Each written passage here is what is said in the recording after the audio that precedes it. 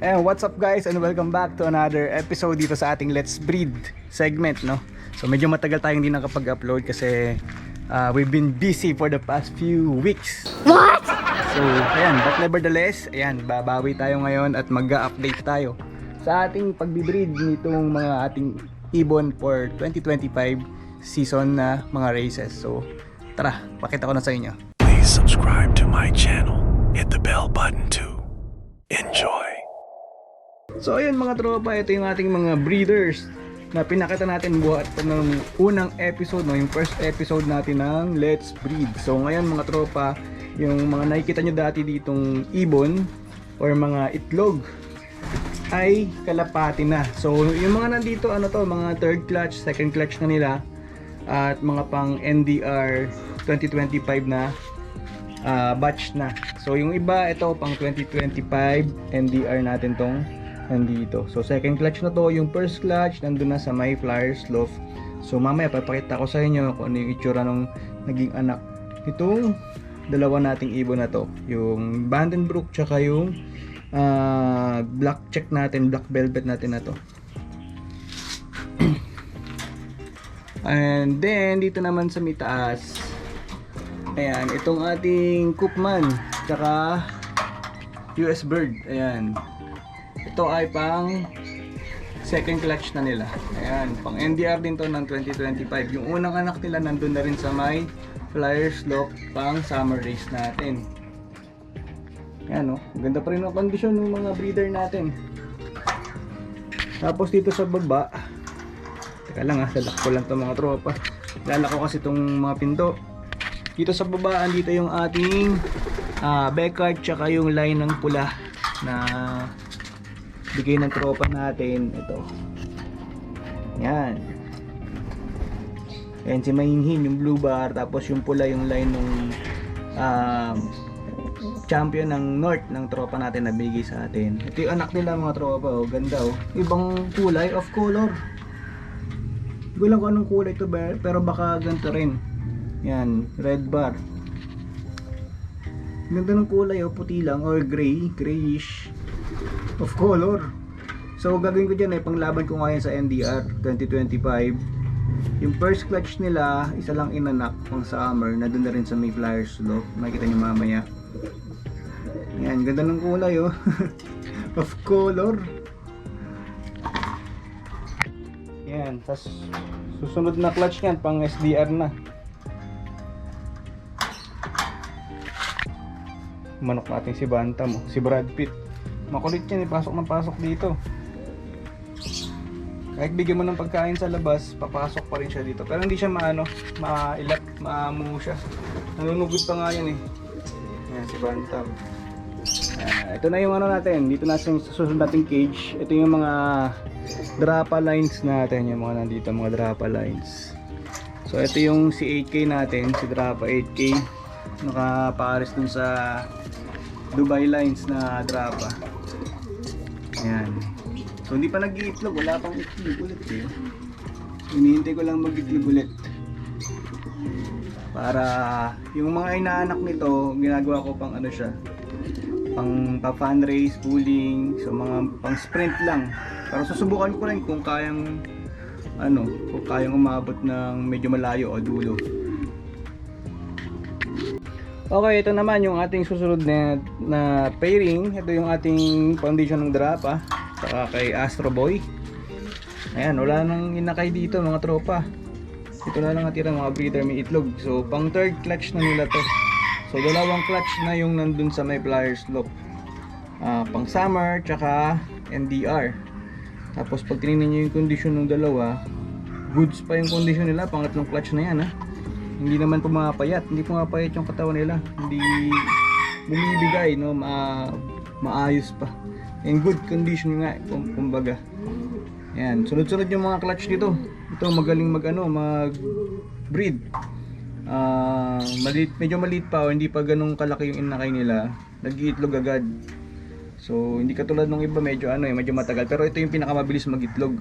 Yan, kaya nakaka third clutch nila, abot pa to ng fourth clutch. Yan, mamaya pakita ko sa inyo yung dalawang batch ng ibon na anak nito.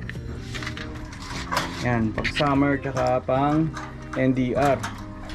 Tapos ito na yung huling line natin ng Drapa, yung ating 3-way cross Drapa, Vandenbroek, tsaka US Bird. Itong anak nila isa lang yung napisa eh. Yung unang anak, unang clutch, isa lang din yung pinisa. So medyo madamot sa inaka itong pairing na to. Yan, line breeding natin, 3-way cross. Ito pang ano na to, NDR 2025. Yan, ganda nung anak kayo, ang laki. Isa lang kasi, solo lang, blue bar. Okay. Yan yung ating mga pairing ngayon. So yung may mga nagtatanong kasi, no, mga tropa, may mga nagtatanong kung may ina-out tayong ibon. So yan, hintay-hintay lang kayo mga tropa, or message nyo ako sa aking Facebook page.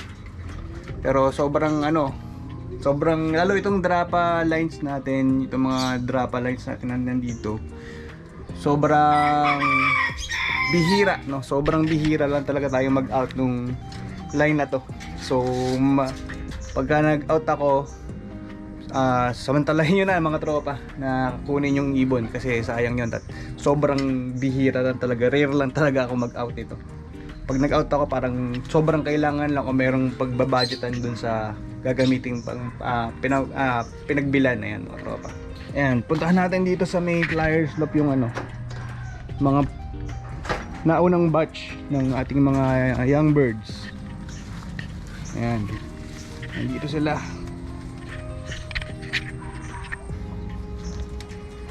Ayan, ito yung isa oh. First clutch.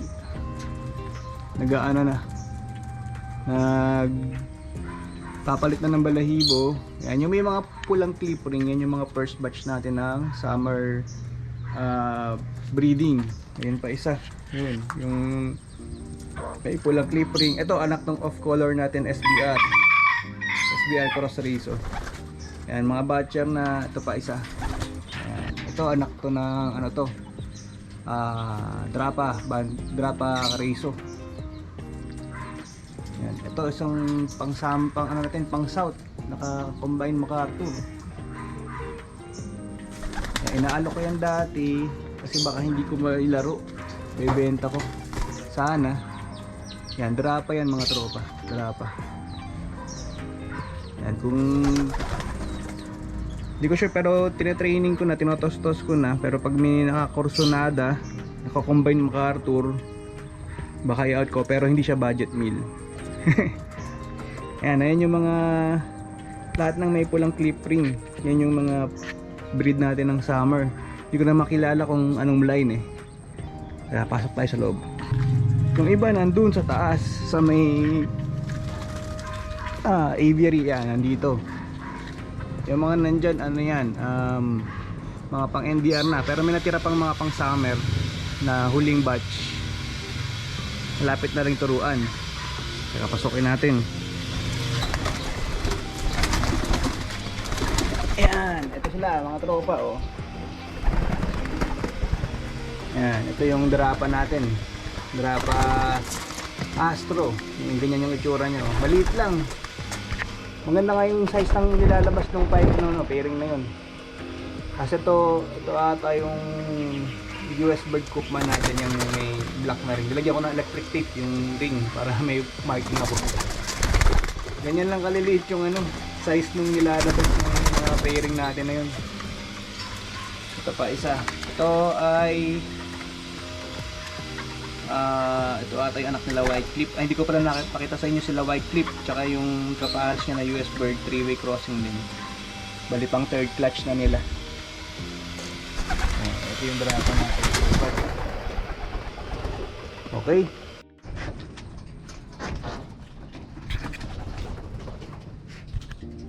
Yan, ito sila. Ito yung iba.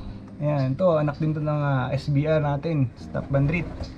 Off color yung nilalabas nun. Yung isa yung may dilaw na ring, yan anak ni White Clip, yung kalbayag finisher natin yan. Mga pang NDR naman yan, yung may mga green na clip ring. Yan, di ako nag-club ring eh. Ito mga pang NDR din to. Medyo madilim lang mga tropa. Tsaka kita nyo madumi. Hindi ako naglilinis ng ng loft na hanggat tuyo naman yung mga poops nila. Yan, mga MBR to. Yan, dilipat kami ng... Saan ka pupunta? So, bata pa. Yan, bata pa to. Kakaakyat lang din halos ito, mga ilang linggo pa lang. Ayun, akyat. Hindi ko yung matandaan kung anong line ito kasi sobrang dumadami na sila. Yan. Ito ano to, SBR din to. Yan yung may puti na suksok na puti. Naglabas ng ano, blue bar naman. Yan, maliit lang din, small size lang yung mga nilalabas ng mga breeder natin ngayon, which is okay naman, maganda rin kasi ayoko naman na sobrang laki. Yan. Ito ano ata yan? Tawag dito. Yan, ito to. Tawag dito. Drapa. Ayan, Drapa Astrobo yan. So yun, maliit lang din, hindi ganun kalakihan yung mga ibon. Maliit lang kasi yung nanay. Okay, so mga tropa, yun lang yung update natin para sa ating Let's Breed episode segment para sa ngayong araw. So, pasensya na at medyo matagal ako bago mag-upload dahil medyo busy tayo lately mga tropa. Pero tuloy-tuloy pa rin tayo sa pagkakalapati. Ayan, so pag may time na kayang mag-upload, mag-upload tayo mga tropa. So ito nga, itong mga breeder natin ay pang second or third clutch na, pang NDR, tapos sunod pang SDR na yung breeding natin. And then pwedeng stop na or magbibreed tayo ng pang stock para doon sa mga feeding line natin dito. At pwede tayo mag-out siguro ng ibang susobra mga tropa. So abang-abang na lang kayo kung ano yung pwede kong i-out dito. Post ko naman sa Facebook page ko, tsaka i-update ko kayo dito sa may YouTube channel natin. So maraming salamat mga tropa sa panonood sa ating video for today.